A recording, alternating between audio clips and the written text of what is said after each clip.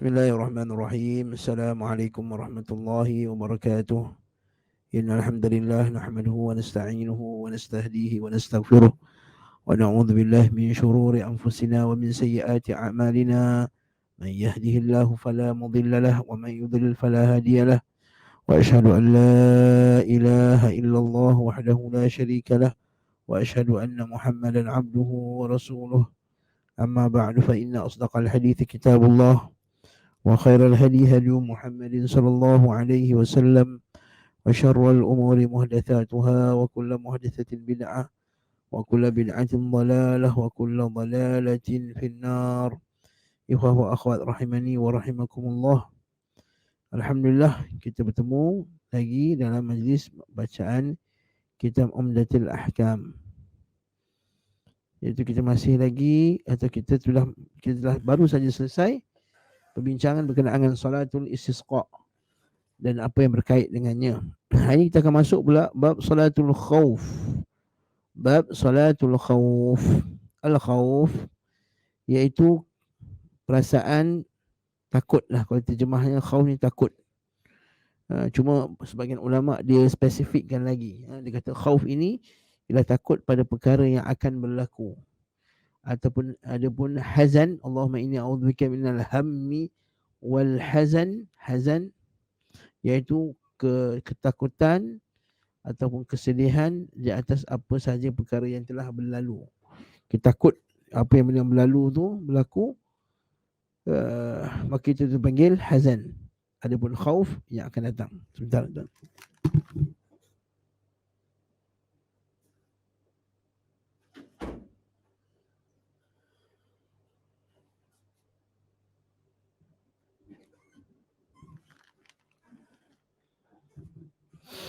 Baik. Jadi salatul khauf.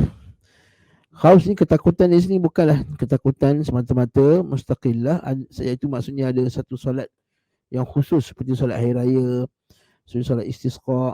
Okey. Dia adalah satu solat yang tidak terkait dengan maksudnya dia bukan satu solat yang khusus. Bukan satu solat yang khusus. Okey. Dan juga dia tidak memberi kesan kepada penukaran kadar solat atau waktunya seperti solat musafir. Okey.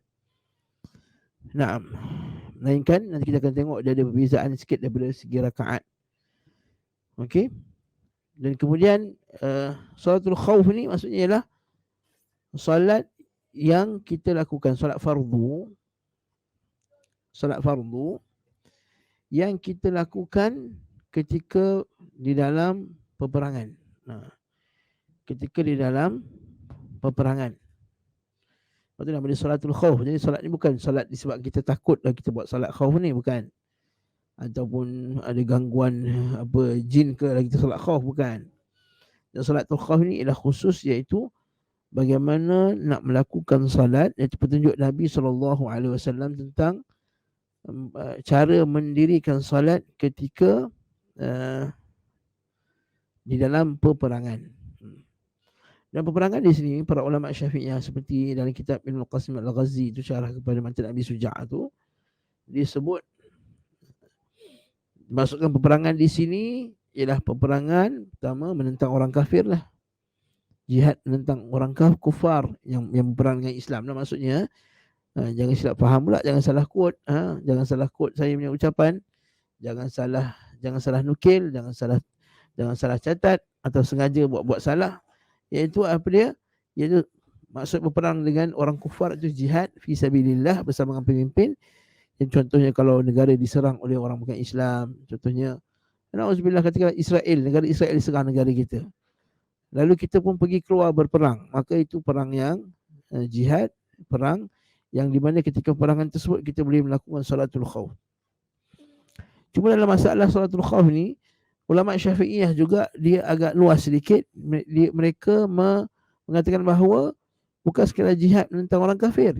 Kalau jihad yang syar'i, peperangan atau al-qital syar'i, peperangan yang syar'i pun boleh juga buat solat khauf. Apa itu peperangan yang syar'i? Contohnya perang lawan Khawarij, contohnya pemberontak.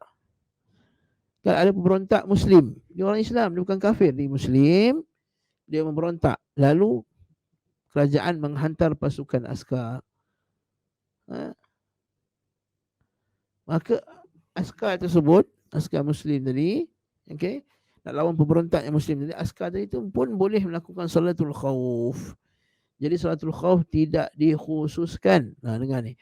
Tidak dikhususkan hanya dalam peperangan fisabilillah menentang orang kufar. Okay. Dan fakta yang lebih menarik lagi, di sisi ulama Syafi'iyah juga bukan sekadar berlawan dengan orang Islam yang melampaui batas, tapi boleh juga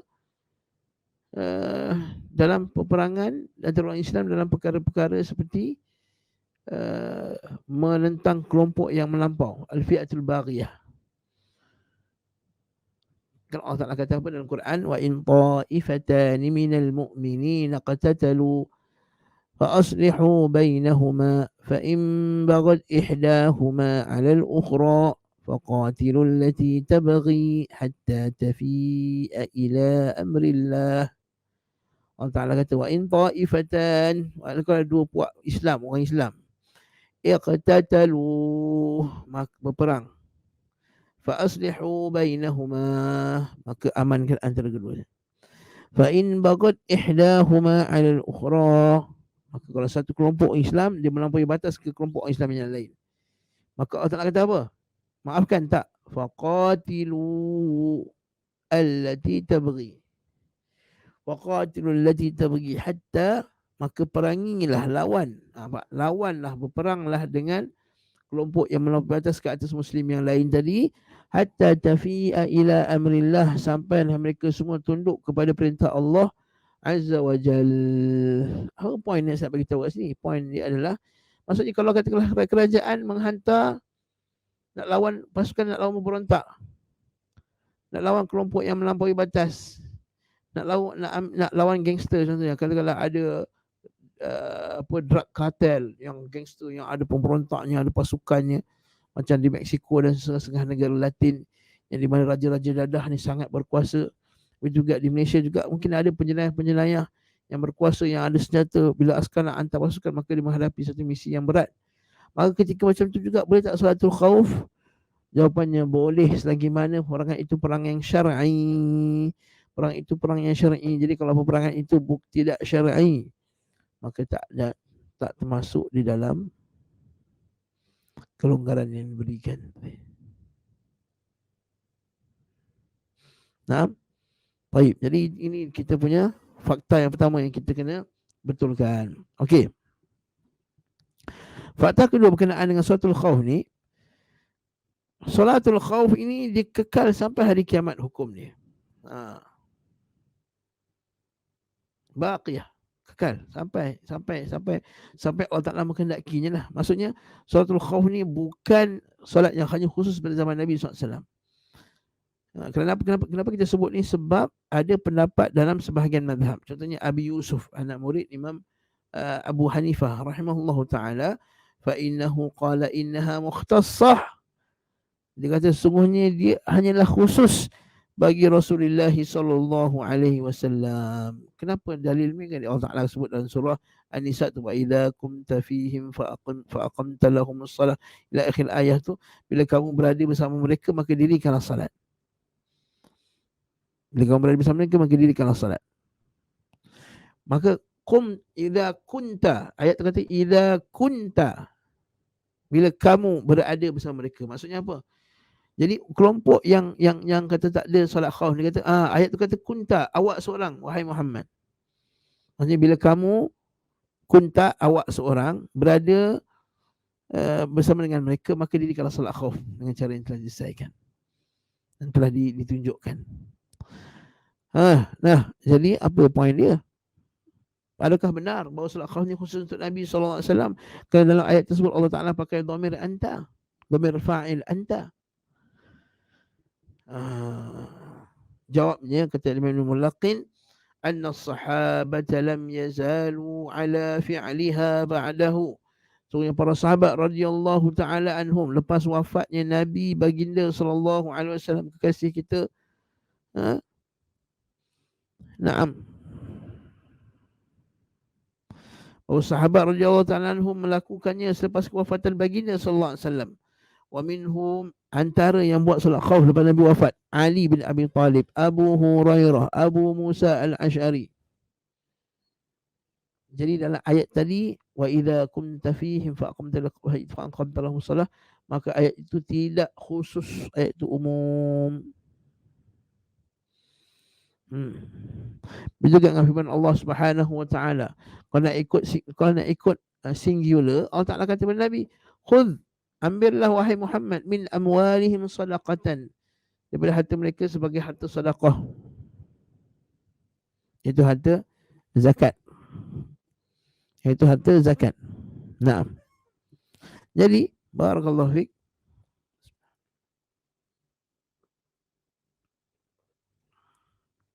Ayat tu kata, wahai Muhammad, ambillah. Jadi kalau kita pakai kaedah tadi, kalau Allah Ta'ala pakai single arahan kepada Nabi SAW seorang, maka dia khas untuk Nabi, maka kita boleh kata juga benarlah golongan yang tidak membayar zakat. Sebab Allah Ta'ala kata, khudh ya Muhammad. Itu khudhul, maksudnya, khudh tu maksudnya ialah ambillah, dan itu adalah arahan kepada seorang. Jadi kesimpulannya apa? Maksudnya tidak semestinya arahan tu kepada Nabi, maka dia hanya khusus untuk Nabi SAW. Kan? Barakallahu fiik.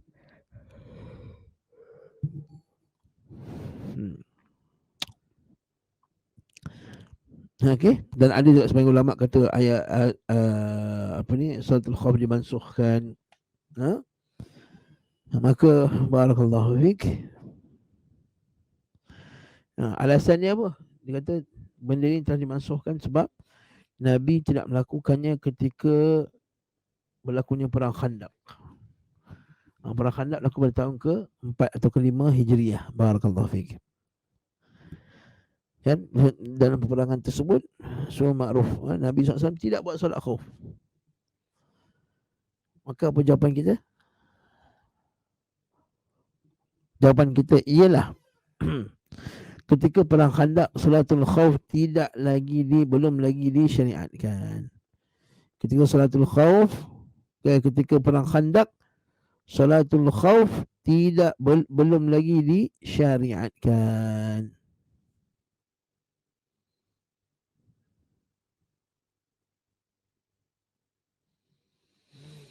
Nah, belum lagi disyariatkan. Lepas tu kita kata suatu hari Rasulullah, okay, dia kata sini, itu yang kedua dalam masalah solatul khauf. Yang poin yang seterusnya, solatul khauf ni, kalau kita menelusuri, kalau kita mengkaji, kalau kita melihat kepada semua hadis-hadisnya, kita akan dapati bahawa solatul khauf ni ada 16 cara yang ditunjukkan oleh Nabi SAW. Ada 16 cara, masya-Allah, tabarakallah. Kalau daripada 16 cara tu, kebanyakan kitab fiqh Syafi'i yang besar-besar dia akan sebut 6 cara. Tetapi cukuplah kita kata untuk kita faham secara umum, dia ada 3 cara yang asasi. Yang pertama, iaitu kamu solat khauf dalam keadaan musuh berada bukan di arah kiblat kamu.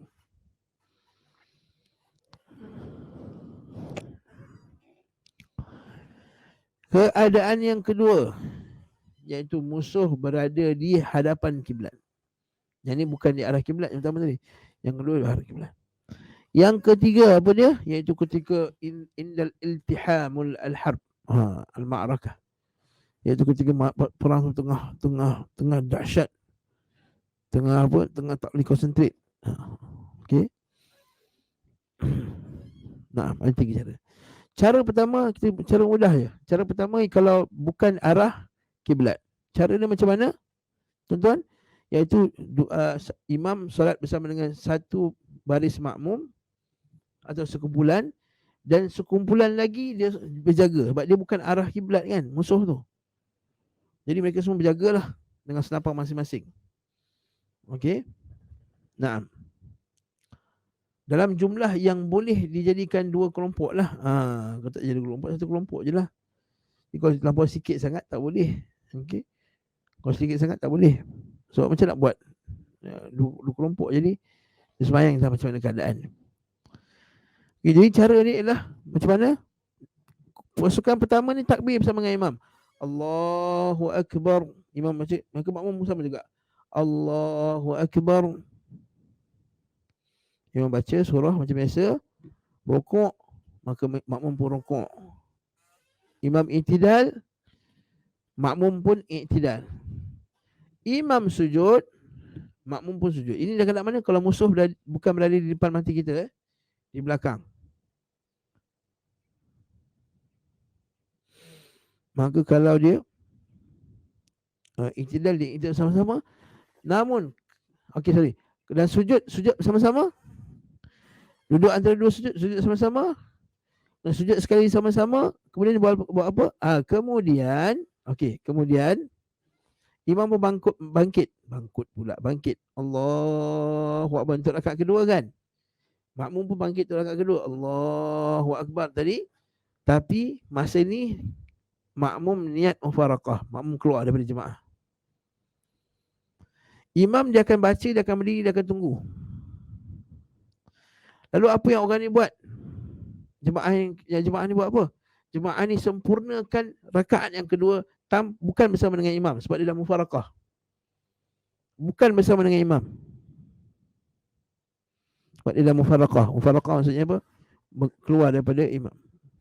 Keluar daripada mengikuti imam.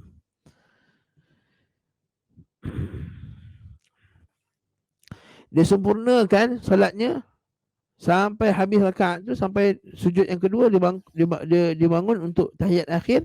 Lepas tahiyat akhir dia bagi salam. Lepas pasukan pertama ni bagi salam, mereka akan pergi mana? Keluar, dan mereka pula yang akan berjaga memerhatikan musuh. Dan kumpulan yang kedua tadi masuk solat bersama dengan imam. Imam tadi tengah berdiri, jadi imam kena berdiri lebih lah. Jadi makmum tadi pun dia akan solat yang kedua, solat imam. Jadi imam rukuk, mereka pun rukuk. Imam i'tidal, mereka pun i'tidal. Sujud. Tapi masih imam tahiyat akhir, dia duduk tahiyat akhir juga. Masih imam tahiyat akhir, dia tak duduk tahiyat akhir. Mereka akan sambung rakaat yang kedua. Imam masih lagi akan duduk bersama duduk keadaan solat, masih lagi dalam solat dan tahiyat akhir. Tahiyat akhir. Faham tak? Tahiyat akhir. Kemudian mereka pun akan solat bersama dengan imam lah. Dia akan solat. Mereka akan solat tadi, imam tahiyat akhir kan. Mereka akan bangun. Mereka akan sempurnakan rakaat yang kedua. Tapi imam masih tengah duduk. Dia akan sempurnakan rakaat yang kedua. Dan dia akan bersalam bersama dengan imam.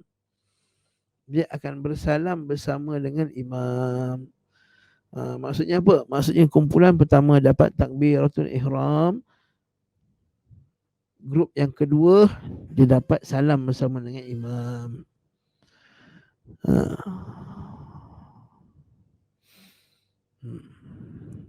Nah, faham tak cara yang pertama ni? Cara pertama maksudnya mula-mula pasukan pertama solat bersama dengan imam. Kemudian rakaat pertama, rakaat kedua naik. Masa rakaat kedua naik tu, makmum yang pertama mereka niat mufaraqah dan dirikan salat, sempurnakan salat sampai habis, sampai salam. 2 rakaat saja. Kemudian datang satu lagi kumpulan, dia akan solat bersama dengan imam. Imam rakaat kedua dah. Makmum baru rakaat pertama. Jadi dia solat sama-sama. Tapi ketika imam tahiyat akhir, makmum tadi dia buat apa? Sebab dia belum lagi tahiyat, dia belum lagi habis solat, dia baru 1 rakaat. Dia akan berdiri dan akan sempurnakan rakaat kedua dan dia akan salam bersama dengan imam. Jadi kumpulan pertama dapat takbir bersama imam, kumpulan kedua dapat salam dengan imam.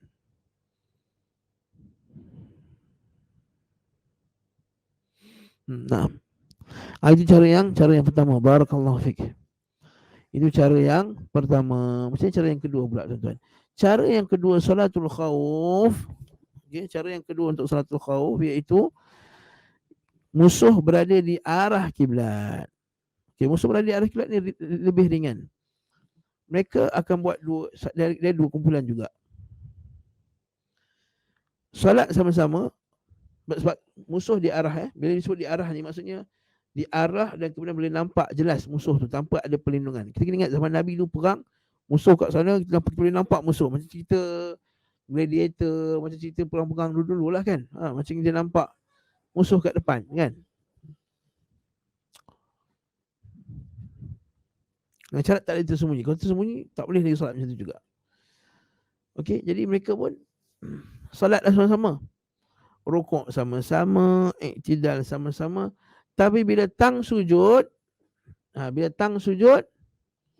pasukan belakang dia kena standby. Dia tak boleh sujud sama-sama.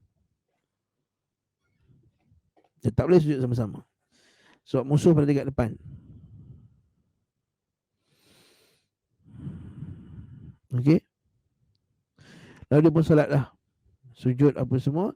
Pasukan depan sujud dan bangun. Dan bila yang depan dah bangun, yang belakang pula dia sujud, duduk antara sujud dan berdiri. Dia lambat sikit dari imam. Okey, kemudian apa yang berlaku? Okey.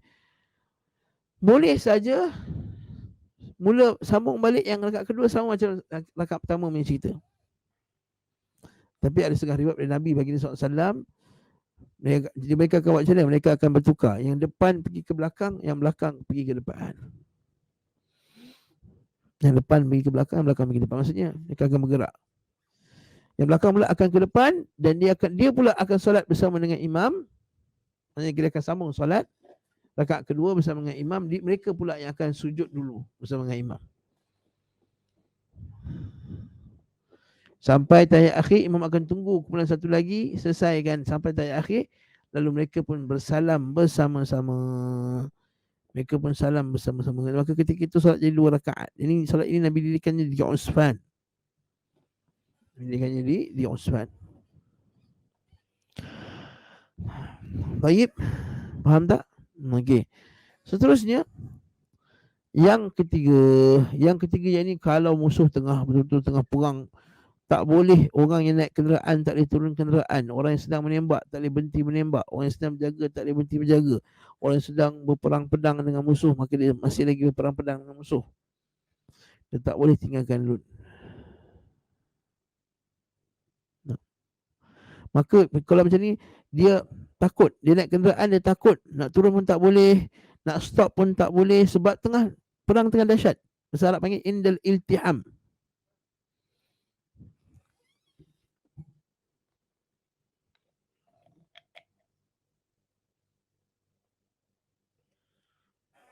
Peperangan tengah berdahsyat.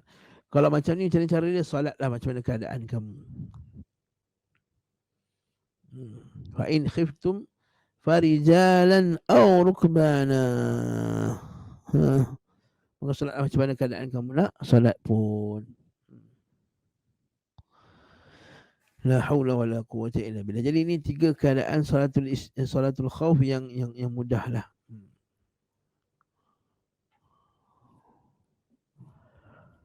Jadi al-hadithul awal, hadis yang pertama, an Abdullah bin Umar al-Khattab radhiyallahu anhuma qala صلى بنا رسول الله صلى الله عليه وسلم صلاة الخوف في بعض أيامه فقامت طائفة فقضت طائفتين قال رحمة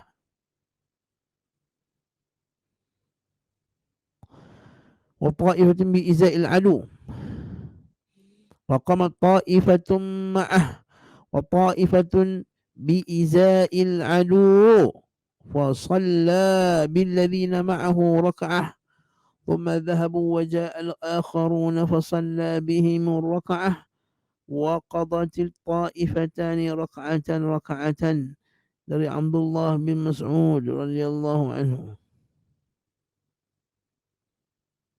Naam. وطائفة بإزاء الألف فصلى بالذين معه ركعة ثم ذهبوا وجاء الآخر فصلى بهم ركعة وقضت طائفة ركعة. Dari Abdullah bin Umar radhiyallahu anhu, Khattab radhiyallahu anhu berkata, suatu hari Rasulullah sallallahu alaihi wasallam mengimami kami dalam salat khauf. Mula-mula satu kelompok berdiri bersama beliau, sementara kelompok lainnya berdiri di samping musuh. Maksudnya menghadap ke musuh, bukan di sampingnya, menghadap ke musuh. Jadi ini cara keberapa tuan-tuan? Ini cara yang keberapa? Yang ini cara yang pertama yang kita sebut tadi. Musuh berada di bukan hadapan arah kiblat. Lepas tu kata bi'iza'il adu. Ada satu kelompok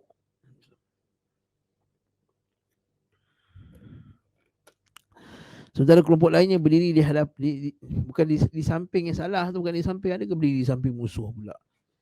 Ada ke logik berdiri sama musuh? Maksudnya bukan bersamping tu. Maksudnya bi'izak, maksudnya menghadap ke musuh. Maksudnya apa? Barakallahu. Maksudnya orang yang solat arah lain, musuh arah lain. Sebab itulah ada satu kelompok kena menghadap ke musuh, satu kelompok lagi solat. Mula-mula satu kelompok berdiri bersama beliau. Ini sebut tadi, mula-mula salat sama dengan imam. Sementara yang lainnya berdiri menghadap ke musuh. Maka beliau salat satu rakaat bersama dengan beliau. Kemudian mereka pun pergi. Dan datanglah kelompok lainnya, lalu beliau salat satu rakaat bersama mereka, dan kedua kelompok itu pun menyempurnakan satu rakaat. Rakaatan.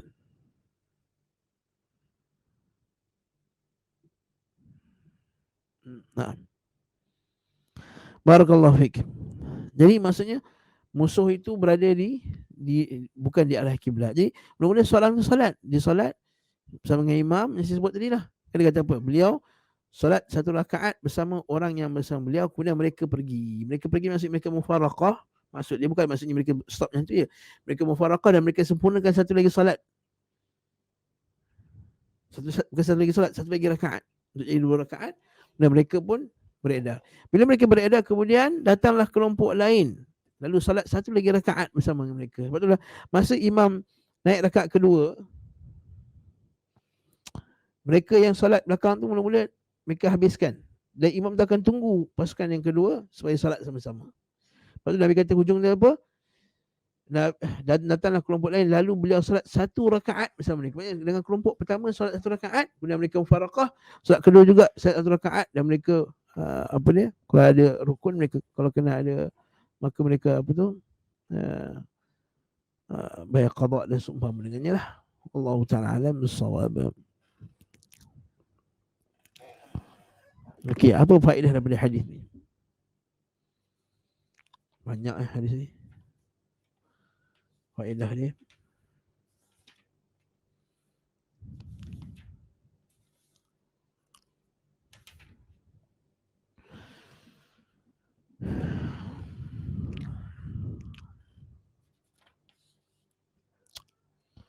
Okey. Ini semua ulangan ya. Hadis seterusnya pula, hadis tsani.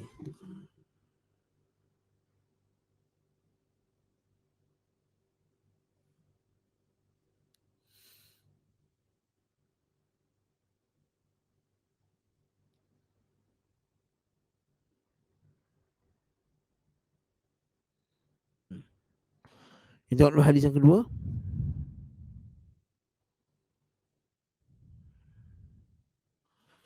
Boleh juga lah kita baca hadis ni ya. يزيد بن رومان عن صالح بن خواد بن جبير عمن صلى مع رسول الله صلى الله عليه وسلم صلاة ذات الرقاع صلاة الخوف أن طائفة صفت معه وطائفة وجاه العدو فصلى بالذين معه ركعة ثم ثبت قائما وأتموا لأنفسهم ثم انصرفوا فصفوا وجاه العدو وجاءت الطائفة الأخرى فصلى بهم الركعة التي بقيت ثم ثبت جالسا وأتموا لأنفسهم ثم سلم بهم. Ini cara yang saya sebut tadi lah. Cara yang pertama, musuh tidak menghadap ke kiblat. Ini huraian ini daripada Yazid bin Ruman, dari Salih bin Khawwat bin Jubair, dari orang yang salat khauf bersama dengan Rasulullah sallallahu alaihi wasallam saat perang Zatul Riqa'. Zatul Riqa' dinamakan berlaku pada tahun ke-5 atau ke-6 Hijriah lah.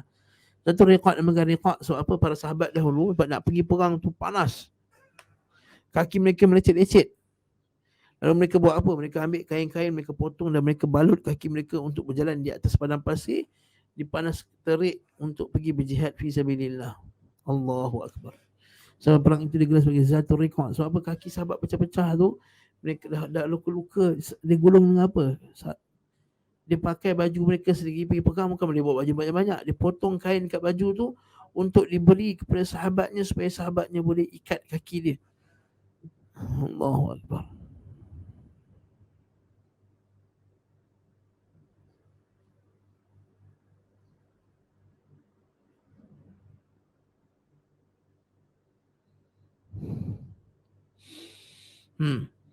Dia namakan Zatul Riqa'. Zatul Riqa' sebab apa? Sebab panas. Maka para sahabat radhiyallahu ta'ala sampai sanggup ketika panas untuk berjihad fi sabilillah. Untuk berjihad fi sabilillah dan menahan kepanasan. Kerana Allah Subhanahu wa ta'ala sampai kaki mereka pecah-pecah. Itu namanya Zatul Riqa'. Adapun nama perawi tadi, saya sebut tadi apa dia? Salih bin Khawwat, iaitu kata Salih, wa ma huwa ansariyun madaniyun tabi'iyun thiqatun ghazir al-hadith. Dia sahabat Madani wa Madinah, orang thiqah, sahibul hadith. Itu Ruman. Itu Salih bin Al-Khawwat.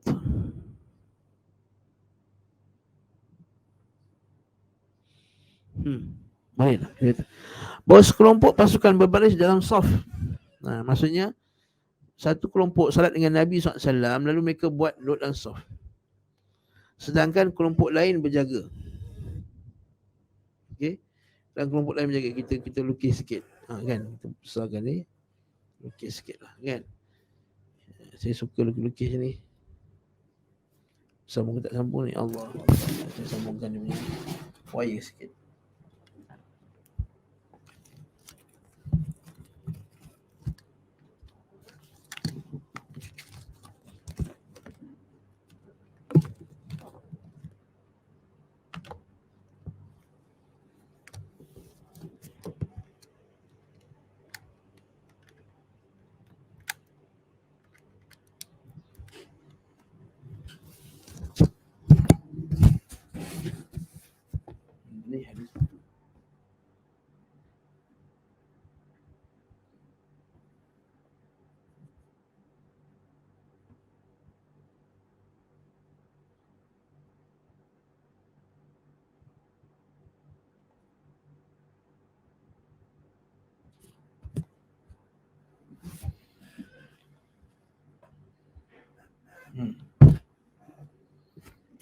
Ini hadis tadi ya. Baik, tengok ni. Tengok ni hadis betul. Yazid bin Ruman ini jadi tabi'in, daripada Salih bin Khawwat juga tabi'in. Dua tabi'in daripada tabi'in. Okey. Yani dia ni alim, kathirul hadis, banyak hadis ni. Hingga 130 Hijriyah. Yazid bin Ruman ni. Daripada Salih Khawwat ni juga tabi'in. Orang Madinah, orang Ansari, keturunan orang Ansar. Okey. Jadi hadis ni nak cerita macam mana cara Nabi SAW buat Salatul Khauf. Nampak tak? Bahawa sekelompok pasukan berbaris dalam saf. Maksudnya ketika Nabi SAW ni Nabi, kita Rasulullah, maka dia orang pun duduk dalam saf.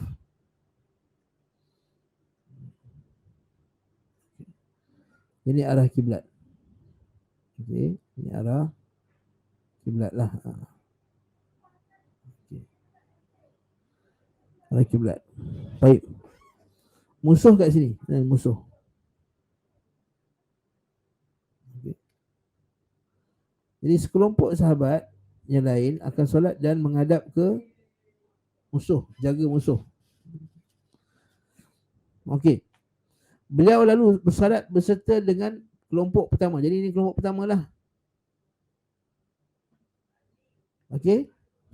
Satu rakaat je. Mana satu rakaat seperti biasa. Sampai naik rakaat kedua, beliau tetap berdiri. Nampak tu? Beliau tetap berdiri. Mereka tetap berdiri. Sementara kelompok tersebut menyelesaikan solat mereka masing-masing. Mereka selesaikan solat mereka solat 2 rakaat. Mereka selesaikan solat mereka masing-masing. Maksudnya mufaraqah. Mereka selesai buat sendiri. Beliau baginda tetap berdiri, tak bergerak. Sementara kelompok tersebut menyelesaikan solat mereka masing-masing. Setelah itu mereka beranjak dan berbaris menghadap musuh. Maksudnya mereka pun tukar yang dekat sini, menghadap pula musuh.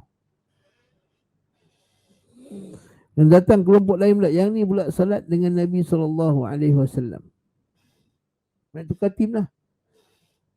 Maka soalan ini solat bersama dengan Nabi SAW. Rakaat kedua, okey, nampak tak? Tengok sini, okey. Tapi imam dah rakaat kedua, makmum baru rakaat pertama, betul tak?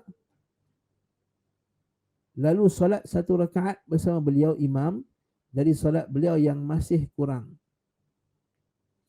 Kemudian beliau duduk, itu bagi dia akan duduk tahiyat akhir. Tapi makmum dah tahiyat akhir belum? Sedangkan mereka kelompok kedua menyelesaikan kekurangan rakaat. Mereka pun bangun. Nabi tengah tahiyat akhir, Nabi tunggu je. Mereka selesaikan, setelah itu beliau salam bersama dengan mereka semua. Maka mereka salam, Nabi tunggu mereka semua selesai. Maka Nabi salam. Maksudnya Nabi akan salat, Nabi salat 2 rakaat juga. Makmum pertama salat 2 rakaat juga, cuma 1 rakaat sendiri-sendiri. Itu juga makmum yang kedua salat 1 rakaat dan salat 1 rakaat salat sendiri-sendiri. Allahu Akbar.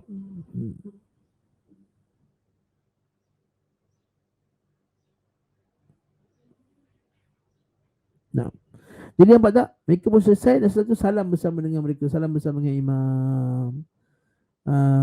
Jadi ini cara yang pertama yang kita sebutkan tadi, iaitu kalau musuh tidak berada di hadapan bersama dengan imam. Mudah tak tuan-tuan? Mudah je hadis ni, insya-Allah nak faham. Okey. Barakallahu fiik.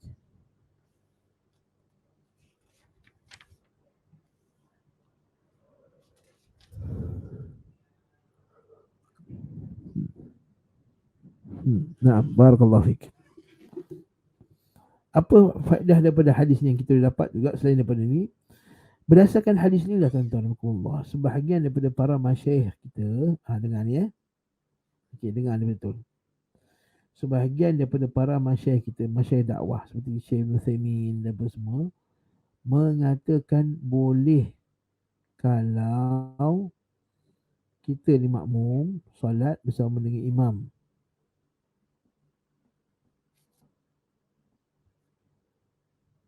Okay. Berdasarkan hadis ni ya. Contoh tuan-tuan Contohnya ialah tuan-tuan tak solat maghrib lagi dan tak solat isyak, tak nak ada jamak lah. Sampai-sampai dekat masjid, makmum dia telah imam masjid imam dengan makmum dah nak sembahyang isyak. Tuan-tuan tak sembahyang maghrib dengan isyak lagi, tuan-tuan nak buat apa? Masuk bersama jemaah ke atau buat jemaah sendiri belakang? Okey. Jadi jawapannya ialah okey. Kalau di sisi ulama Syafi'iyah jelas. Masalah sebab ulama Syafi'iyah kata tertib dalam solat jamak itu boleh berubah. Maksudnya kalau kita sembahyang jamak takhir, kita boleh sembahyang isyak dulu baru sembahyang maghrib. Dia tak ada isu. Jadi kita pergi sampai imam dah sembahyang isyak, kita sembahyang je lah isyak dulu baru sembahyang maghrib kemudian. Faham tak? Mudah je ulama Syafi'iyah dalam masalah ni mudah. Cuma kalau bagi Syekh Ibn Uthaymin rahimahullahu ta'ala dan sebagai masyayikh lain, kata kita mesti menjaga menjaga turutan solat tu. Kita tak solat isyak baru solat maghrib.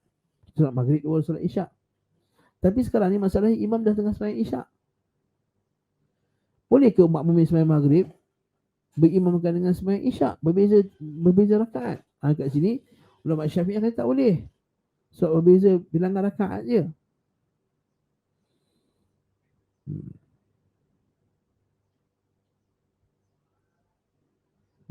Nah.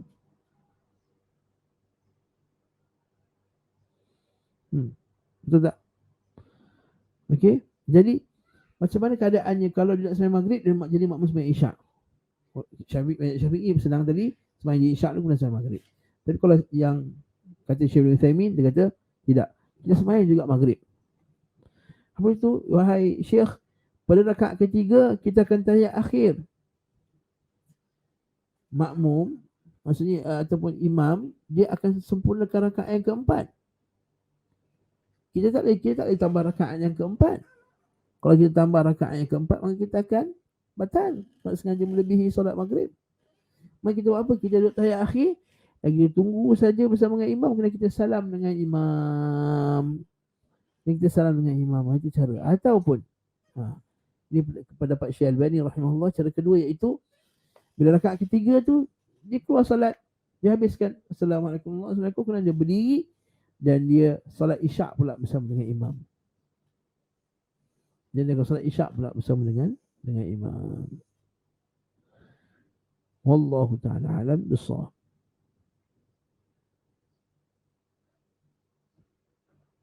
Nah, barakallahu fi. Jadi itu kesimpulan daripada hadis, maksudnya berdasarkan hadis ni Syekh Ibn Taimiyah kata boleh buat macam tu. Jadi boleh kita tunggu imam. Tapi ulama Syafi'iyah tak setuju lah. Ulama Syafi'iyah tak boleh sebab apa? Sebab beza solat.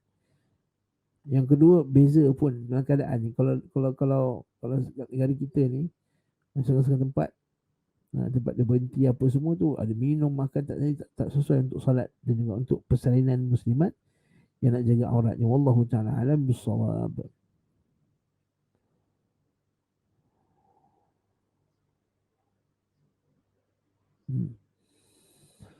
Barakallahu fiik. Tengok hadis seterusnya tuan-tuan. Panjang tak hadis? Oh, hadis seterusnya panjang tuan-tuan. Uraikan ni perlukan masa lebih daripada 30 minit.